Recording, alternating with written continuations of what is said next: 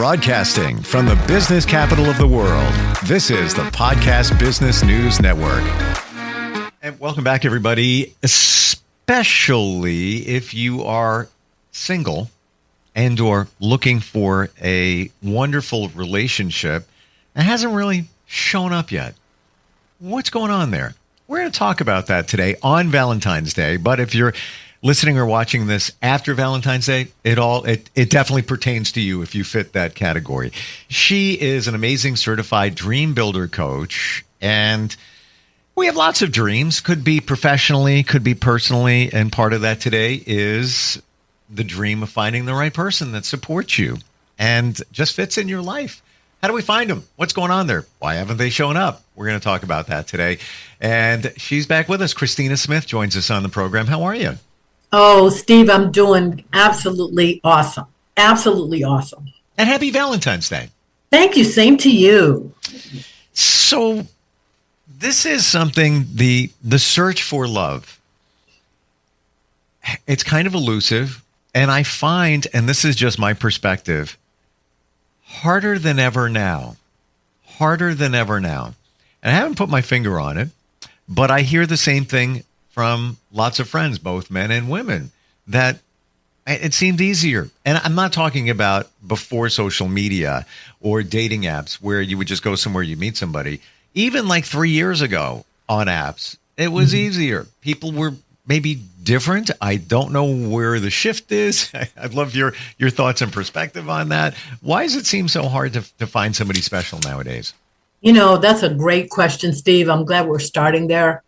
I think a long time ago, especially, and then we'll come up to more recently. I think a long time ago, we had social networks that were different. Now we are into the tech world, and a lot of stuff is done online, and people show up even in dating apps using pictures of someone else. You know what I'm saying? So, yeah.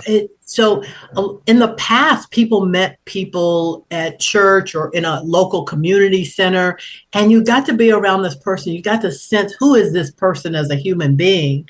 And so relationships kind of, you either moved towards them or moved away from them based on what you were observing and experiencing in real time. It's hard to understand chemistry through an app. You know, it's hard to understand, how does this person appear? So I know that I am 72 and found love for the second time 2 years ago at 70. This gentleman happened to be the cousin of my former next door neighbor. And because I was by myself, I needed a bush trimmed. And this gentleman came over, he went to trim this bush, and I didn't realize, I had seen months ago a bird building a nest in the bush. I literally had forgotten it was there. And when he cut it down, this bird nest actually had 3 baby birds in it. Oh, no. And the look of devastation, he was hurt. He was hurt that he cut down this bush. And I felt bad because I'd completely forgotten that I had seen that in the making, but a month or two ago. That told me something about him. That told me something about his heart. I actually fell in love with that man in that moment because he had a good heart. And that is what is important to me. As a confident woman, as a woman who's taken care of herself for a long time, all I was looking for was a companion, somebody who had a good heart, who loved himself and then could love me also. So, but I was in his physical space. You know, we were in the same space together. I got to see something about him that I might not have seen on an app, you know? So it's interesting. Yeah. Metaphorically, that nest was the building of a future. Yes. And it's what turned into be the building of your future. Mm-hmm. We can't continue today unless I find out what happened to that nest. That's how I'm wired. Exactly. Everything stops. Everything stops right now. What did you guys do? So actually nothing right away, but I kept telling a close friend of mine, there's something about him. But then we went into COVID And so but I didn't know, even though he was the cousin of my next door neighbor, I never asked her. I literally never asked her, was he married or anything? And I needed something else done in my home that I couldn't do by myself. I had this huge potted plant on my deck.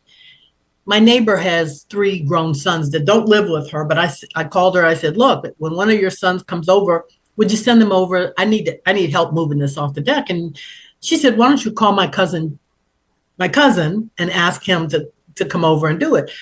So I called him and I forgot to ask, is he married? Like if some woman answers the phone or, if this is awkward, like, I don't know. So I called him and I said, hey, this is, your next door neighbor's friend. And he said, oh yeah. Hi, how are you? And I said, good. And I said, I hope I'm not interrupting your dinner. And he said, no, I'm just sitting here drinking a Long Island iced tea. And I just threw it out there and I said, oh, you'll have to make one of those for me one day. I was trying to get him to say, well, I don't know how my wife will feel. You were fishing. I was fishing. Yep. And he didn't, he said, yeah, sure. I'll be happy to do that. So I thought, okay, this is cool. Then like I said, we went into COVID. Literally 2 years went by. And one day after COVID was really winding down, I went to get my mail and I saw him walking up the street and I said, hey, how are you? We waved and talked and I couldn't stop thinking about it. I called him and I said, you owe me a Long Island iced tea. And he said, yes. And I said, so when are you going to do that, Sunday or Friday? Ooh, you're not messing around. I'm not messing around. I got to see what's going on here. You're every man's dream come true. It's like, you said you push the door open, you set it all up. Wow. He said Friday. And I said, okay. When he walked in my house, Steve, I invited him to my home. I had a sense of who he was. Mm-hmm. When he walked in my house, I tell you, this feeling came over me that said, this is the man you're going to be with for the rest of your life. And we talked until 3:00 in the morning. We ate, we drank, we talked. He didn't leave until later the next day. And when he went home, he called me. He said, hey, can I say we're in a relationship? And I said, oh, no, sugar. Oh, no. We're partners for life. And he said, oh, my God, that's what I'm talking about. Wow. He was thrilled. And we have just been madly in love. I feel like I'm in high school. I literally feel like I'm in high school. It is such a wonderful, wonderful experience. The way it should be. It is. Yes. It should be easy. It should be easy. Do you feel that it's not easy for many? Many, because people are just not emotionally available. Because I'm seeing that more and more and more. And, I've been on dates and it seemed like, yeah, everything's good. There's some potential here. And then I get, I thought I had a wonderful time. Everything was great. You're fantastic. I just realized I'm not ready. And that happened twice. Twice in a very short period of time. Like, okay. You felt like you're not ready, or they felt like they weren't ready. Okay. And it wasn't a line. It wasn't they didn't know what to say, so they're going to say it. It was legit because both had recently been out of relationships. Mm-hmm. One of them was a very challenging relationship, as I learned on the first date. One of them even told their 11-year-old daughter about me 3 days in. Like, I don't suggest that. Right. But did. But then realized, she wasn't ready. And, and in other relationships too, of different dynamics, I see that show up. And you might not even know you're not ready, but you're not ready. Right. So, it's very interesting. My niece is a family psychologist. And because I am also a certified relationship coach, she and I have conversations about what is she seeing among she's literally counseled hundreds and hundreds of couples. I can't wait to hear what you're going to say. I really mean that. And I asked her, what is the number one thing that causes discomfort or people to come to you. And she said, which I kind of thought, but she said it, it's unmet expectations. It's unmet expectations. I don't remember whether I shared this with you previously, but I might have. I have a girlfriend, when she got married, and she'd been married for about 6 months, and she was already feeling not happy. And I asked her, what was it? And as she began to describe it to me, I could see it. She grew up in a household where her father was the head of the household. Did I share this story with you? No. Okay. Her father was the head of the household. He made the big financial decisions. He managed the money. He decided where they were going on vacation. Like, he was the head of the household. Her husband grew up in a household where his mother was the head of the household. She managed the finances. She decided what they were doing and where they were going. So when they come to marriage, they're both expecting that each other is going to do these things. Wow. And so it was traumatizing because the woman is thinking, that's your job. And the man's thinking, no, that's your job. And the problem is they don't talk about it ahead of time because they don't even realize this is something that they're expecting. I had another couple that I was working with where the woman grew up as an only child. And on Saturdays, they got up and as a family, they cleaned the house and did the laundry. And they started from about 9 a.m. until 12 or 1. And then you could go do whatever you wanted to do. Why didn't I grow up in that household? I don't know. Because my house would be clean right now. Exactly. Her husband grew up in a family with 9 boys. Saturday morning, they get up and they go play basketball all morning. Mom and dad clean the house, whatever, but they went out to play basketball. So when they get married, literally she's getting up thinking, we're going to clean house. And he's thinking, no, I'm going to play basketball with my brothers. So it just causes so much conflict. And again, part of the challenge is we don't know what questions to ask, even as we're moving into the relationship and moving down the line to figure out, is this person a good match for me? Mm-hmm. Because a lot of times people are feeling like, well, is there chemistry here? Chemistry is important, but there are lots of other things. And you don't have to interview someone like it's a job interview. Okay, what do you think about this? Okay, what do you think about, it's not like that. But they're very smooth ways to have conversations with people to assess, what should happen on a first date, second, third date. And as you're really going down the line, like, what are the deeper questions you want to have a conversation about? I truly believe, and this is, learned in my journey, that people reveal themselves in the very beginning. Yes. It's all there. Yeah. They're showing you, they're telling you. I was in a long relationship, and the first thing I heard from this person was she had cheated on her husband with her best friend, female. So I'm younger at the time, and I'm like, cool. Like, I don't think that's pretty awesome there, I guess. Right. Didn't think anything of it. And as time went on, and I believe everything will be revealed. Right. Guess what she did? Yes. Multiple times. Yes. Even after it being exposed and working through it, happened again. And that was the end. So it was all there. That gentleman you met, he revealed himself in a very positive way. Right. When you first met him with the bird's nest. Yes. He showed who he was. It just came out that way. Yeah. I think if we look for the signs, but we don't want to see the signs, or because we're smitten, it's love walked in the door, angel dropped from the sky. This is it. This is fantastic. Yeah. Oh, don't worry about that. This is great though. This is great. And the expectations, I think, is real. We don't discuss it. We don't know what the true expectations are. And we're saying the same exact thing, that people aren't really ready for relationships because they haven't figured things out from their past. And that could be traumas, Or that could be, I'm looking for somebody that cleans their house at 9 a.m. every Saturday morning. Mm-hmm. And maybe that can change, but it needs to be discussed because that's my fiber. That's what's in it for me. I was in another relationship where she always wanted to push buttons. It's like she loved confrontation. I'm chill. We work it out. It's all good. It's all good. Right.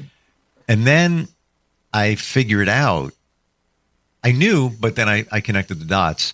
Her family, her father was abusive. And that was her comfortable spot. Yep. But she didn't even realize it. And she would try and engage and, have these explosive discussions. That's not me. I don't do that. So I feel that a lot of times people aren't ready for relationships. They haven't figured themselves out yet.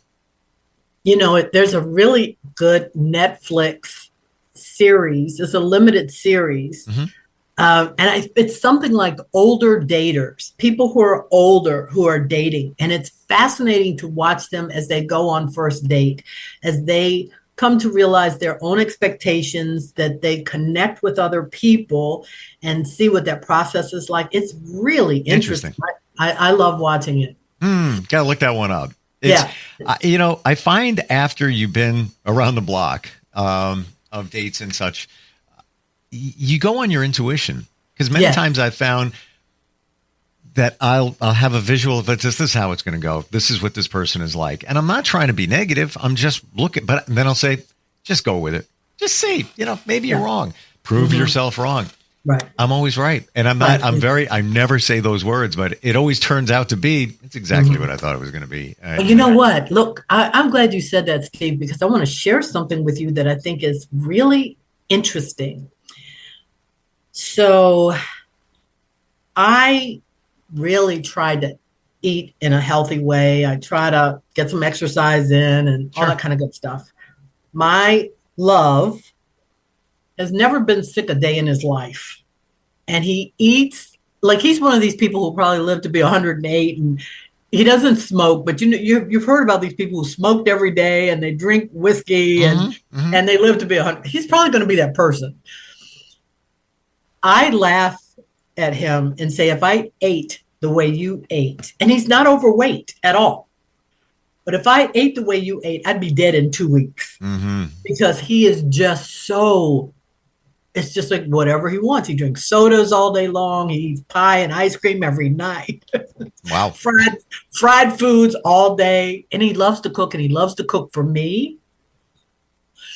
And so a nice meal will be fried crab cakes, fried potatoes, fried fish, and I really struggle because I'm really, really busy, which I love. And so it's nice to have someone cook for you. And I thought, how am I going to address this? So a couple of times I said to him, I'm not like you. I'm a female, first of all. I don't have a thyroid. And the third thing is I'm postmenopausal. So I don't burn fat the way you do. And he couldn't get it. So I thought, okay, I love so much about this man. How am I going to address this? This is what I did, Steve. And this is really important. I am listening.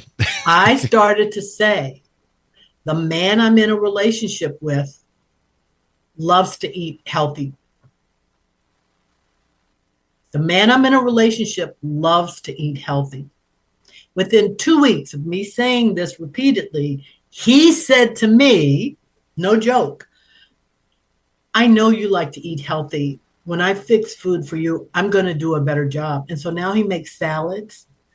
And he'll bring fish to my house and he'll say, I don't know how to bake fish, but here's fish. And, if, you can bake it, and we'll have baked fish, a salad, and, maybe a baked potato. Okay.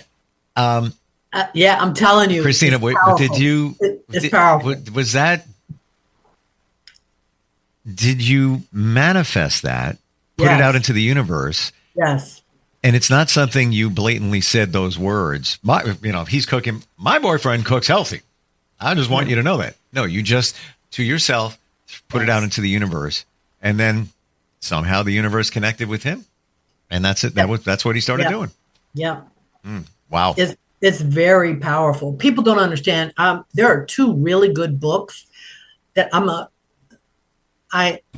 terrible. I buy a book every day of the week, Steve. It's terrible. I should be in a 12-step program. I've got a book for every day of the week unread sitting in my living room right now. Terrible. And guess what?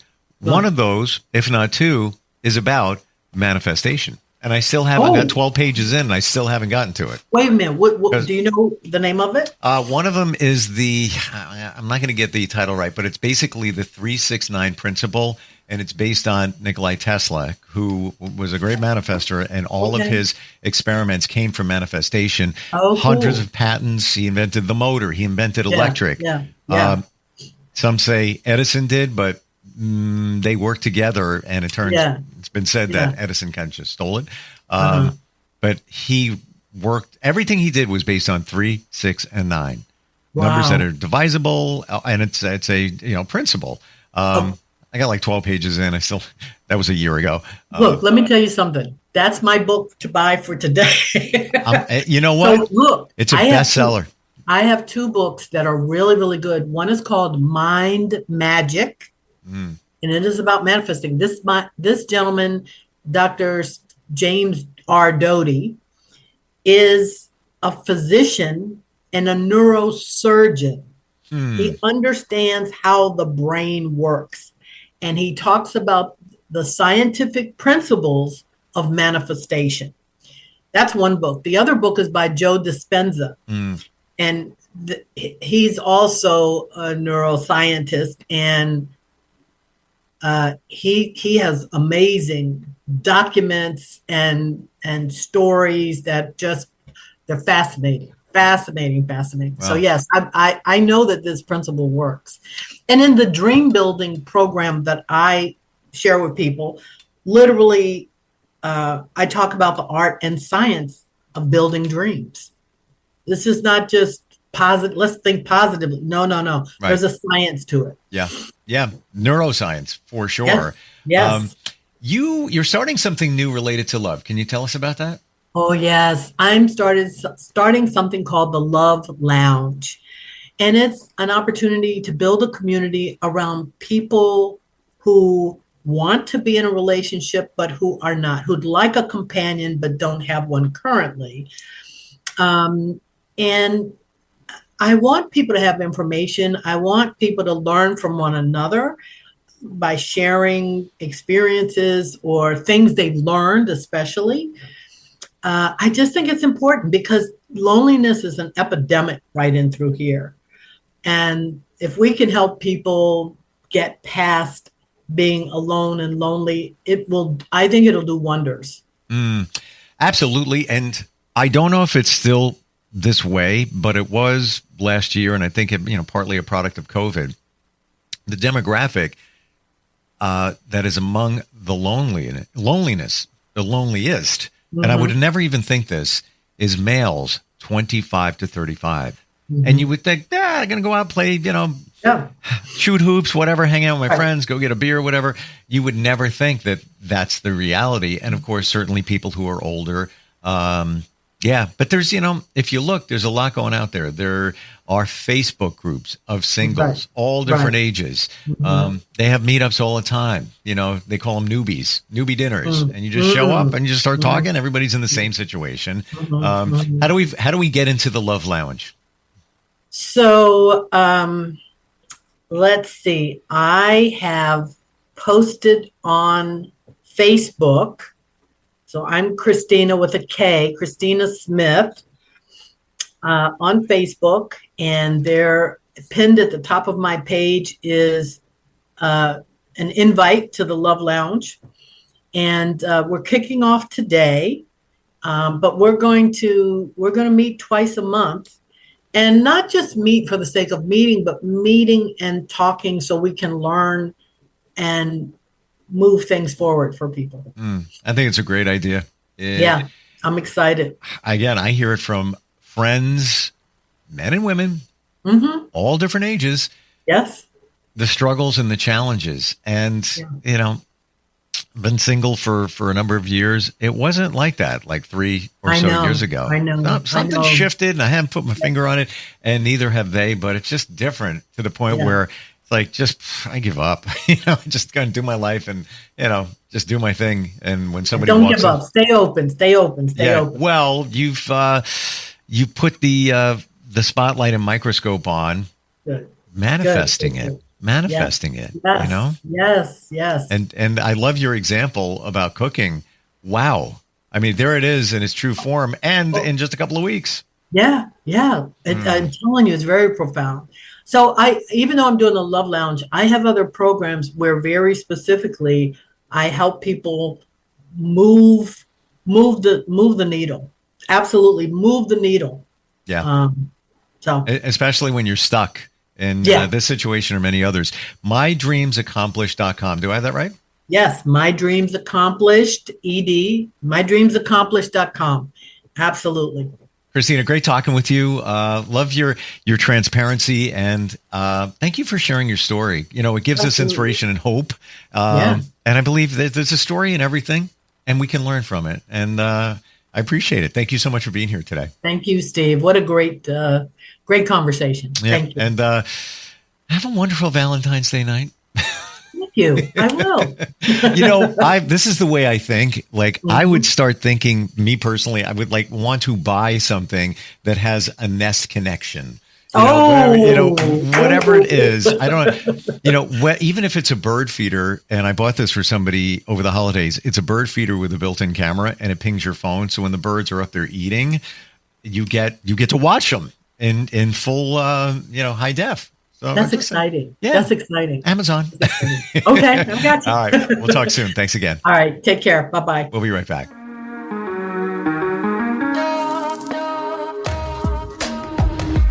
Broadcasting from the business capital of the world, this is the Podcast Business News Network.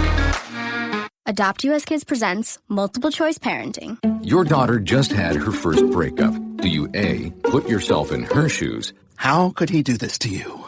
And for Sheila, she has split ends. B, console her. Oh, sweetie, this is going to happen a lot. 4, maybe 5 more times before you get married. C, take charge. Got to get this all straightened out. Give a little talking to, man to man, mano a mano. Hey, Steve. It's now a good time? No? Okay, no problem. Bye. Or D, help her find a new boyfriend. I know a great place to meet boys. The internet. Nice, single boys. Never mind. How about some ice cream? As a parent, there are no perfect answers. But you don't have to be perfect to be a perfect parent. Thousands of teens in foster care will love you just the same. For more information on how you can adopt, visit adoptuskids.org. A public service announcement from the U.S. Department of Health and Human Services, Adopt U.S. Kids, and the Ad Council.